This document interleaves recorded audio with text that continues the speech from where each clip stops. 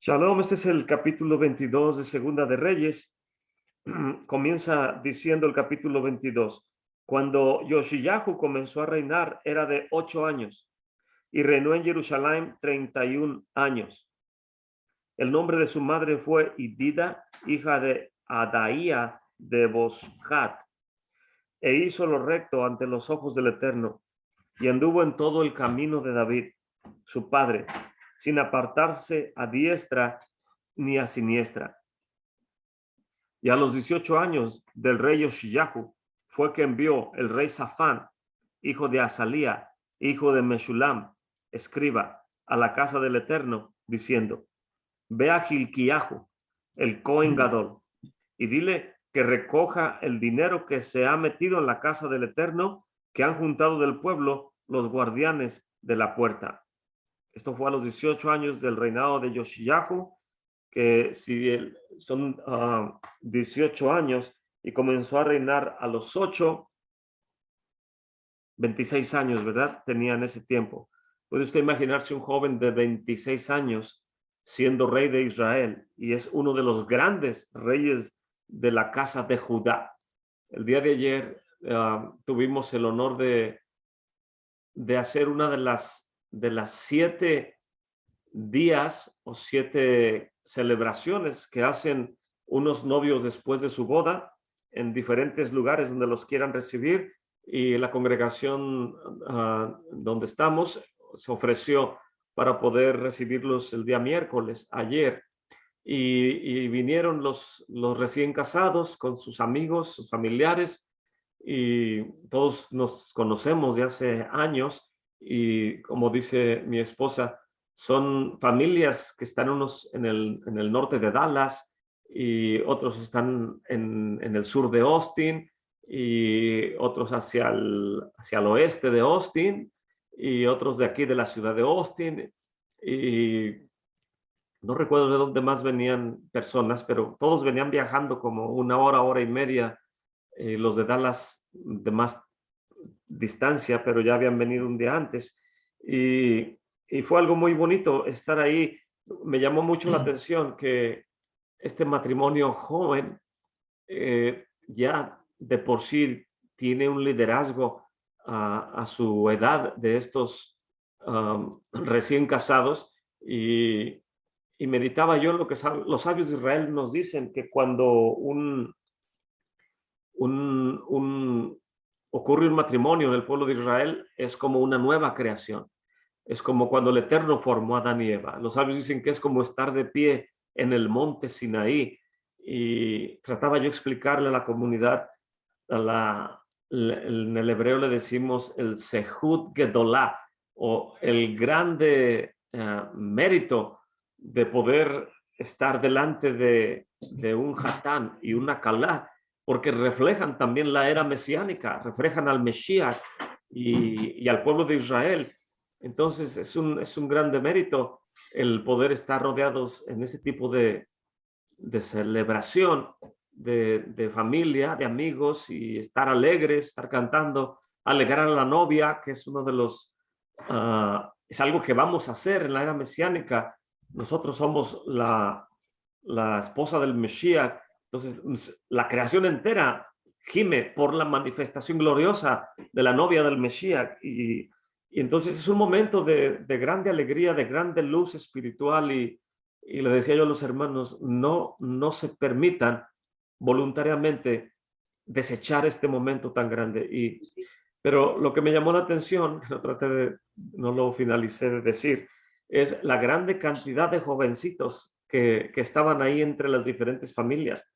Y no estaban todos, faltaban muchos jovencitos de todas estas familias, pero era una alegría poder ver desde niños hasta jóvenes un poquito mayores de 20 años, alegres por este matrimonio, y los jovencitos con sus tzitzits, los niños con sus kipots, y era algo muy hermoso ver todo esto. Y ahorita poder imaginarme al rey Yoshiyahu de 26 años, dijimos, y es alguien sumamente joven. Y como alguien de esta edad con esa sabiduría y ese deseo de poder servir al Eterno como los grandes líderes del pueblo de Israel. Y nada más quiero mencionar que entre familiares y amigos de este nuevo matrimonio me estaban platicando cosas hermosas que estaban sucediendo desde que ellos se comprometieron a casarse hasta el día de la boda y hasta estos días. Y incluso en lo personal, el meditar en todo esto y estar presente en esa celebración. Al llegar a mi casa medité en toda la grandeza de lo que es que dos jóvenes contraigan nupcias, que observen los mandamientos, que amen la Torá, que crean en el Mesías. Y no les puedo decir en lo privado lo bendecido que me sentí, es inexplicable, pero me acosté meditando y pensando cómo es que desde que se conocen estos jóvenes ya están trayendo una bendición a la comunidad del pueblo de Israel, y donde quiera que vayan siguen emanando esa luz. Entonces es una representación del Mesías y de su esposa en la era mesiánica. Y aquí Yoshiyahu trato de visualizarlo siendo tan joven y preparándose para reparar el santuario.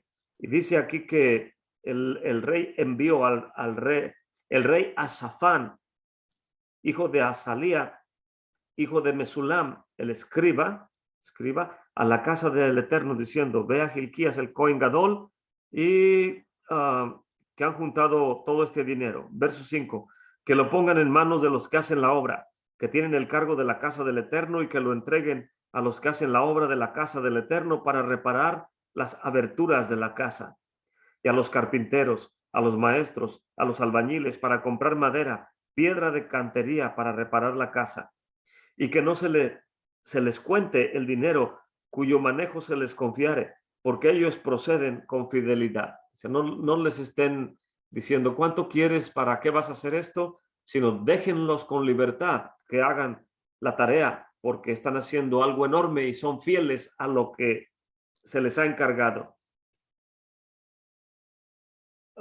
Verso 8. Y entonces dijo el Cohen Gadol, Gilquiahu, a Safán, el sofer, el escriba: el sefer de la Torá he hallado en la casa del Eterno. Y Gilquiahu le dio el libro a Safán y lo leyó. Y viniendo luego Safán, el escriba, al rey, dio al rey la respuesta y dijo: tus siervos han juntado el dinero que se halló en el templo y lo han entregado en poder de los que hacen la obra, que tienen cargo de la casa del Eterno. Asimismo, Safán, el sofer, el escriba, declaró al rey diciendo: Gilquiahu, el Cohen, me ha dado un sefer. Y lo leyó Safán delante del rey. ¿Puede usted imaginarse que alguien que no es de esa generación o que no entiende este lenguaje, este vocabulario, dice: y le entregó el libro? Y la gente se va a imaginar que un libro cualquiera, pero no se trata de cualquier libro, no se trata de cualquier pergamino, es un Sefer Torah, es un libro de la Torah. Es lo que el Eterno nos entregó en el monte Sinaí. Si lo leo nada más por encima o no entiendo el lenguaje, no voy a percibir la importancia del texto. Pero si entendemos el lenguaje, puede llevarnos a un entendimiento superior. Yo recuerdo cuando hace años el hermano Joseph Good le regalaron un Sefer Torah. Qué grande sehut, o qué grande mérito. Un matrimonio que tenía una judaica grande en California le habló y le dijo: cuando andes por California, ven y visítanos, queremos saludarte.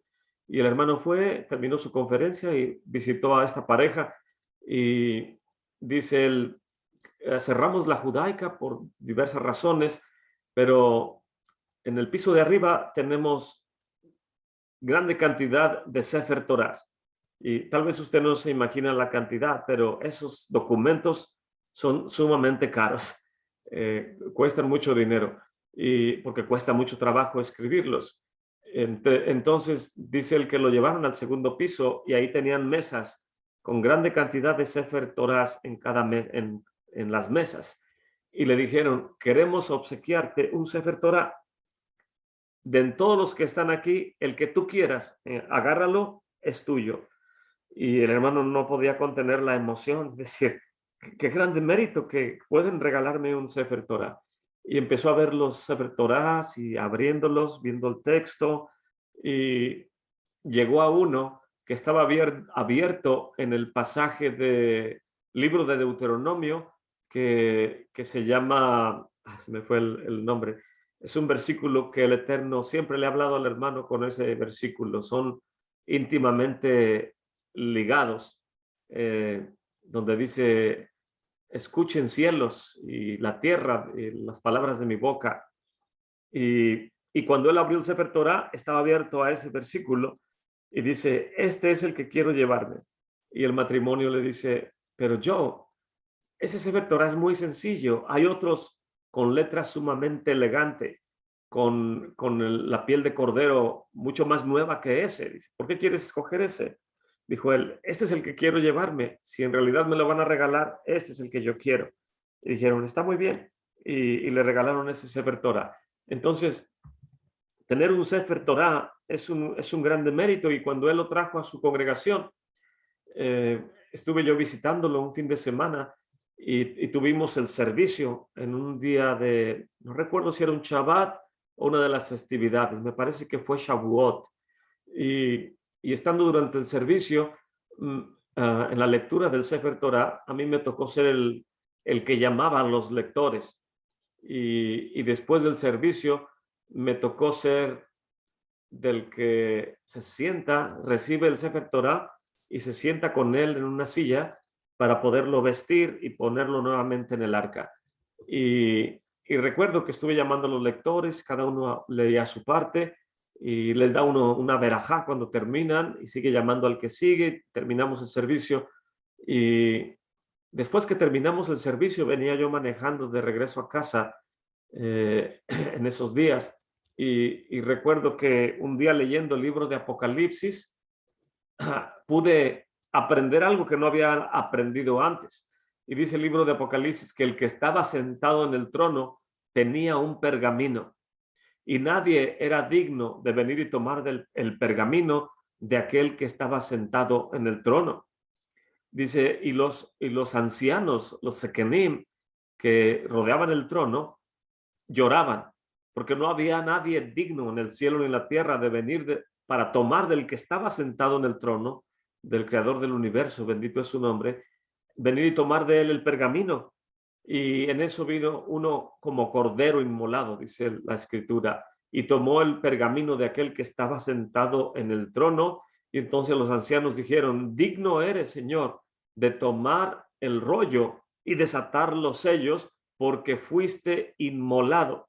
Y cuando leí yo ese versículo de Apocalipsis, jamás lo hubiera entendido si no hubiera yo estado sentado con un Sefer Torah en mis piernas al final de un servicio.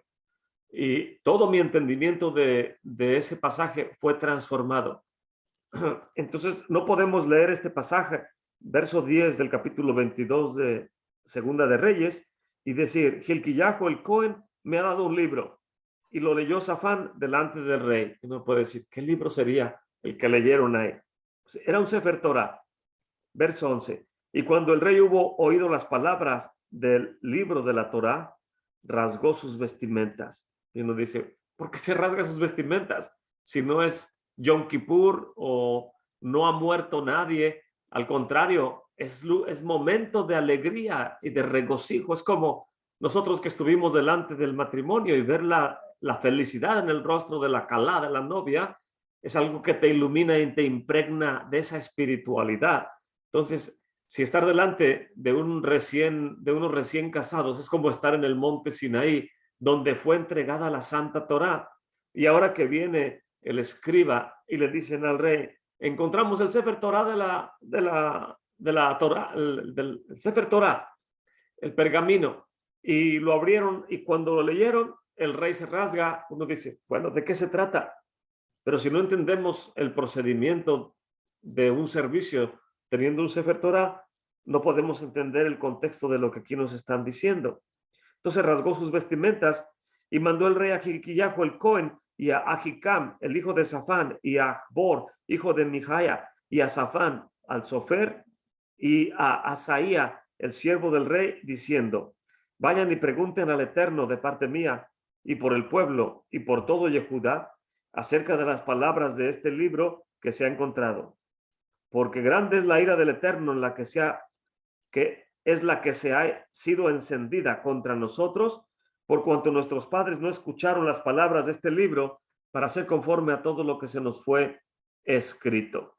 Entonces, todo este capítulo 22 está lleno de dinamita en ese contexto de enseñarnos lo que está sucediendo ahí.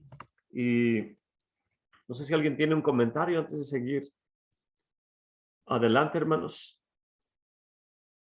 Ok, voy a leer del comentario de ArtScroll. El comentario de ArtScroll que siempre leo es este de Primera y Segunda de Reyes, y en el capítulo 22,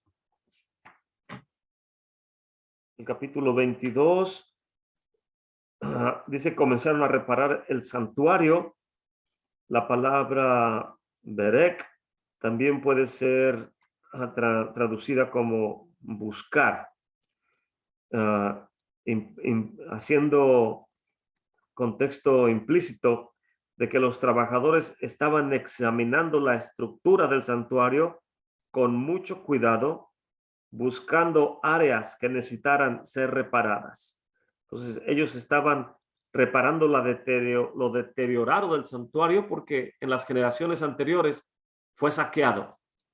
Habían tomado el oro y muchas cosas de los tesoros de la casa del Eterno para dárselos a otros reyes de otras naciones, etcétera, y estaba sumamente dañado el santuario. Verso 7.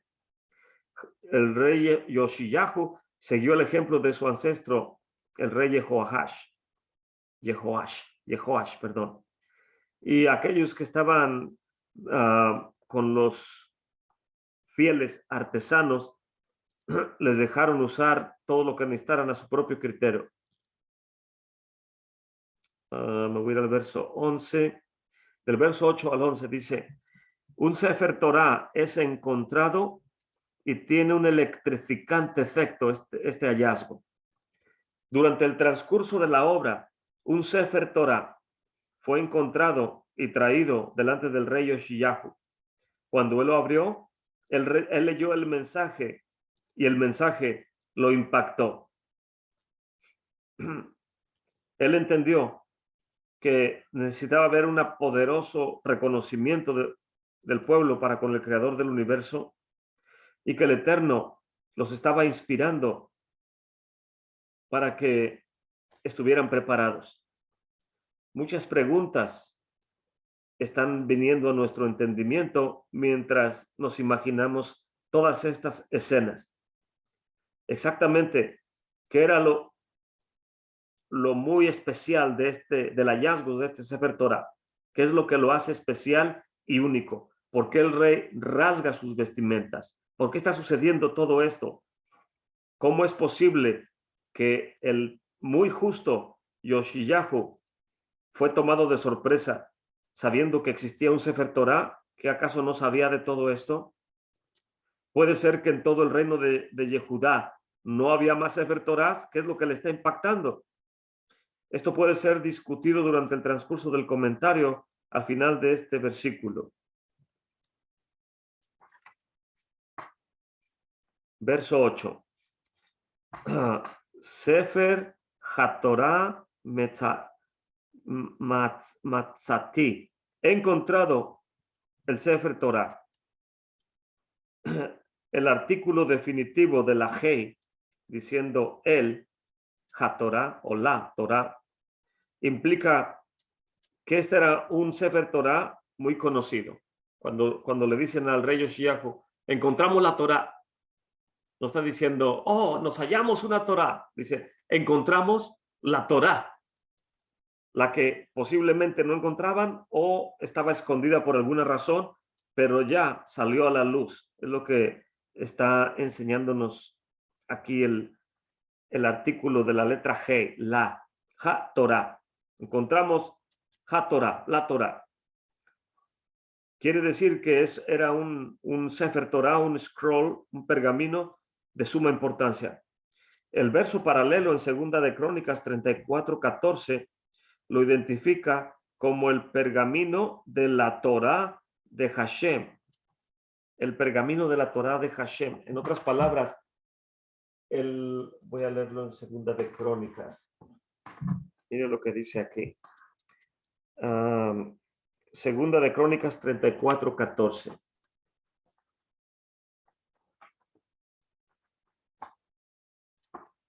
Para que hayan dicho, encontramos la Torah y que el rey Yoshiyahu se rasgue las vestimentas, debe haber sido un hallazgo sumamente importante. 34:14, ok.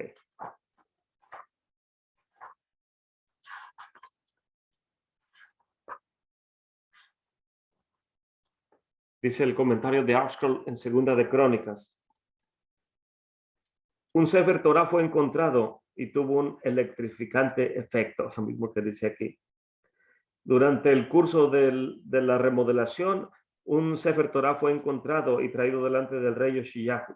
Cuando él lo abrió y escuchó el mensaje, lo impactó. Y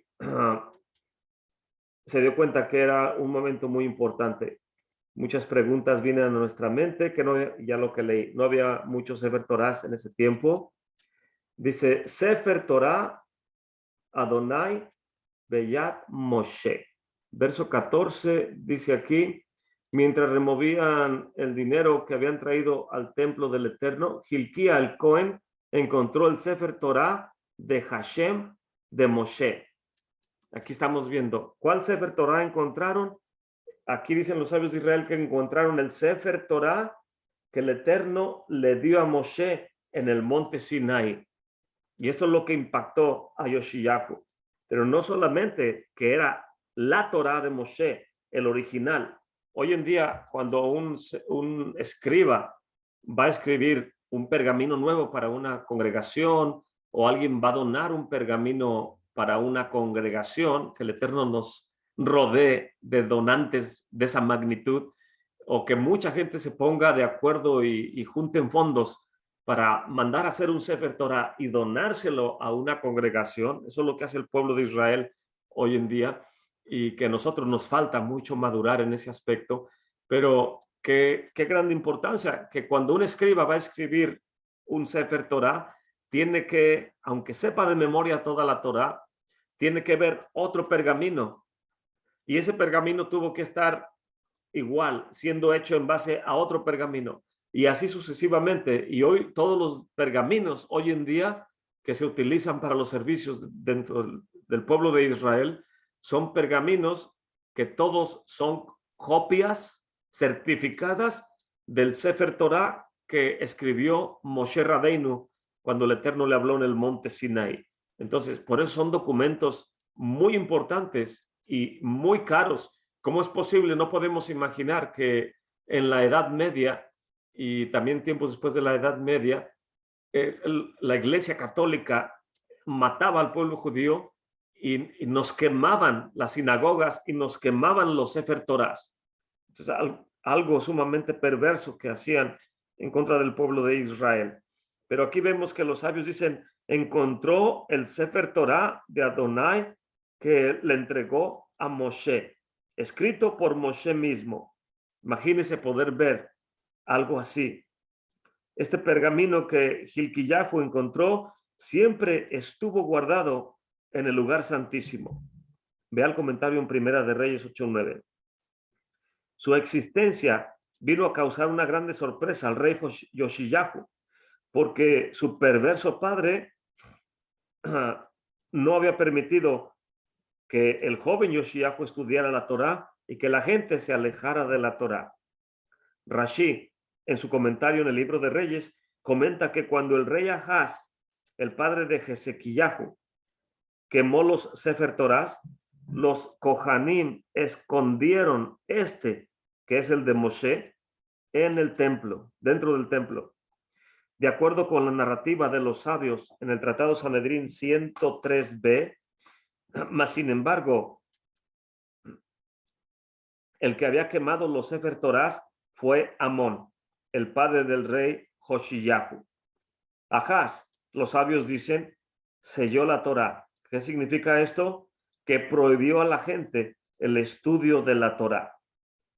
De acuerdo con la tradición de los sabios, dicen que Manashe se arrepintió y que fue justo por los últimos 33 años de su vida. El comentarista Radak se maravilla de cómo es posible que no restauró la Torá a su lugar en la vida judía diaria. Tan perverso fue su hijo Amón que solamente duró 2 años. Y dice aquí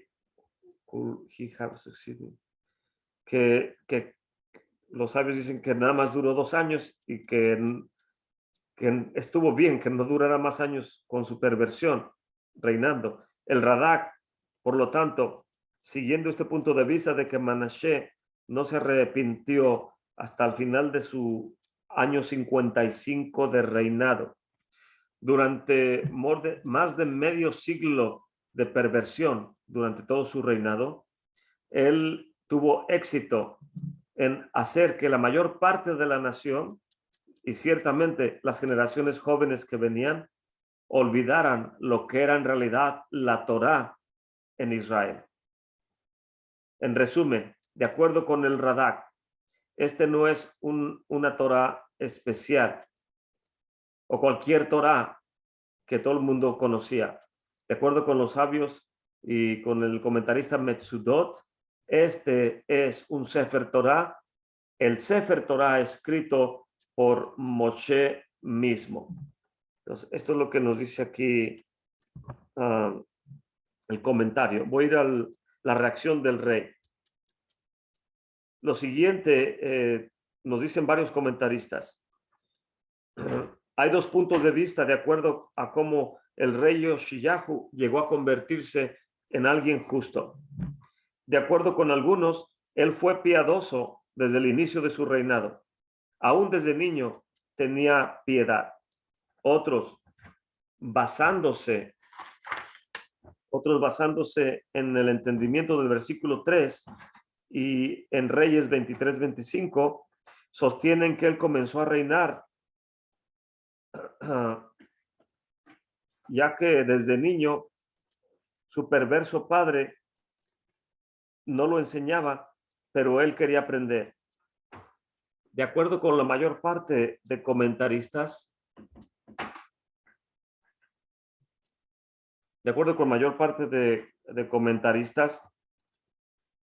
no había Sefer Torás disponibles para el público por lo que habían destruido los reyes anteriores. Es razonable, por lo tanto, entender por qué la gente escondía los Sefer Torás para que no los destruyeran. Pero esta gente tampoco podía revelar sus identidades. Si Yoshiyahu era justo desde el inicio de su reinado, es posible que en la ausencia de tener Sefer Torás, Yoshia se le pudo haber enseñado las leyes de la Torá oralmente. Aún aquellos que habían memorizado la Torá estaban renuentes a escribir pergaminos solamente dependiendo de su memoria, teniendo temor de que lo que recordaran no era perfecto y pudieran cometer errores. De acuerdo con este punto de vista, el Sefer Torah que fue encontrado era especial porque había sobrevivido a la perversión de todos los reyes anteriores. Y este no era un Sefer que pudiera haber sido escrito de memoria, porque no se puede hacer de acuerdo a la Halakha. Manashe, en su periodo de reinado, que fue perverso, borró el nombre del Eterno de todos los Sefer Torás que había en ese tiempo. Lo reemplazó con los nombres de ídolos. Este pergamino de Moshe fue escondido con temor de que tan precioso utensilio pudiera haber sido desconsagrado o destruido. en el curso de la inspección del templo para su restauración, Hilkiyahu estaba esperando que él podía encontrar el pergamino de Moshe, pero no sabía el lugar donde estaba escondido. Es entendible que todo el mundo estaba emocionado cuando lo encontraron, pero su gozo se volvió en asombro cuando ellos vieron que estaba en un versículo que es una tojaca. Tojaca es una reprimenda en donde estaba abierto el Sefer Torah. Puede usted imaginarse el Sefer Torah de Moshe, y cuando lo abres, cuando el hermano Yosef Good vio su Sefer Torah que le regalaron, estaba abierto en Jacino. Es el versículo que trataba de recordar. Libro de Deuteronomio, Jacino. Escuchen cielos. Y el que este pergamino de Moshe estuviera abierto, o cuando lo abre uno, estuviera en una reprimenda, era algo que causó que el rey Joshiyahu se rasgara sus vestimentas. ¿Por qué? Esa tojacá o esa reprimenda está dando un mensaje al rey y a todo el pueblo que el templo va a ser destruido y que las tribus van a ser exiliadas. Bueno, hasta ahí me voy a detener en este comentario porque continúa en otras narrativas de crónicas, pero podemos ver aquí la importancia de cómo encontró el Sefer Torah y el rey se rasgó sus vestimentas. Voy a continuar, ya voy a terminar este párrafo. De acuerdo con la tradición de los sabios, Manashe se arrepintió en los últimos 33 años. Eso ya lo leí en el otro comentario. Hilkiyahu le dio el pergamino a Safán y él leyó de él. Extrañamente, el pergamino no estaba en el libro de Génesis, como suele estar un pergamino para comenzar a leerse en el inicio de las parashás, pero estaba en un versículo de tocaja, de reprimenda, que viene al final del libro de Deuteronomio. Este es el versículo que Hilkiyahu y Safán vieron inmediatamente, y es Deuteronomio 28:36. Lo voy a leer de esta Biblia. Deuteronomio 28:36.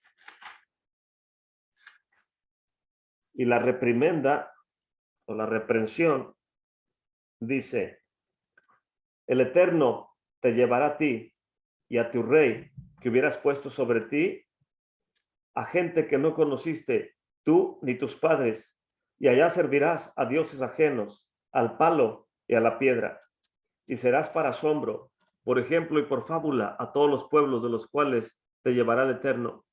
Sacarás mucha simiente al campo y recogerás poco, porque la langosta lo consumirá. Plantarás viñas y labrarás, mas no beberás vino, ni tomarás la cosecha, porque el gusano se la comerá. Tendrás olivares en todo tu término, mas no te ungirás con el aceite, porque tu aceituna se caerá. Hijos e hijas engendrarás, no serán para ti, porque irán en cautiverio. Toda tu arboleda y el fruto de tu tierra consumirá la langosta. El extranjero que estará en medio de ti subirá sobre ti muy alto, y tú serás puesto muy bajo. Él te prestará a ti y tú no prestarás a él. Él será por cabeza y tú serás por cola. Y vendrán a ti todas estas maldiciones y te perseguirán y te alcanzarán hasta que perezcas, por cuanto no habrás atendido a la voz del Eterno tu Elohim para guardar sus mandamientos, sus estatutos que él te mandó. Y serán en ti por señal y por maravilla, y en tu simiente para siempre, por cuanto no serviste al Eterno tu Elohim con alegría, con gozo de corazón, por la abundancia de todas las cosas. Servirás, por lo tanto, a tus enemigos que enviar el Eterno contra ti con hambre, con sed, con desnudez, con falta de todas las cosas, y él pondrá yugo de hierro sobre tu cuello hasta destruirte. Y bueno, es triste meditar tan solo en lo que leyó el rey Yoshiyahu y entendió que la Torá de Moshe le estaba dando un mensaje directo, y él entendió el mensaje y se rasgó sus vestimentas. Un momento tan importante que se te entregue la Torá nuevamente, que no había Sefer Torás, había perversión, idolatría y degradación, y encuentran la Torá de Moshe, y la Torá de Moshe les está advirtiendo. Viene esta reprensión por cuanto no han hecho lo correcto ante los ojos del Eterno. Y no quiero volver a leerles nuevamente lo que al inicio leí, pero ¿qué es lo que dice el libro de Romanos? Miserable de mí, porque con esta carne sirvo a la ley de muerte, pero con mi hombre interior sirvo a la Torá del Eterno. Miserable, ¿quién me librará de este cuerpo de muerte? Dice, mas gracias doy al Eterno por medio de Yeshua HaMashiach. Y cómo debe ser la conducta del creyente teniendo no su propio mérito, sino teniendo con nosotros el mérito de un gadol, de un ish gadol, de un varón grande, un varón perfecto como el Mesías, que en su mérito podemos ser hombres y mujeres que podemos transformar nuestro entorno, que podemos traer luz en medio de la oscuridad, que podemos literalmente hacer lo que el Mesías dijo: ustedes son la luz del mundo y no pueden estar escondidos, y no puede ponerse esa luz abajo de la cama, tiene que ponerse donde alumbre.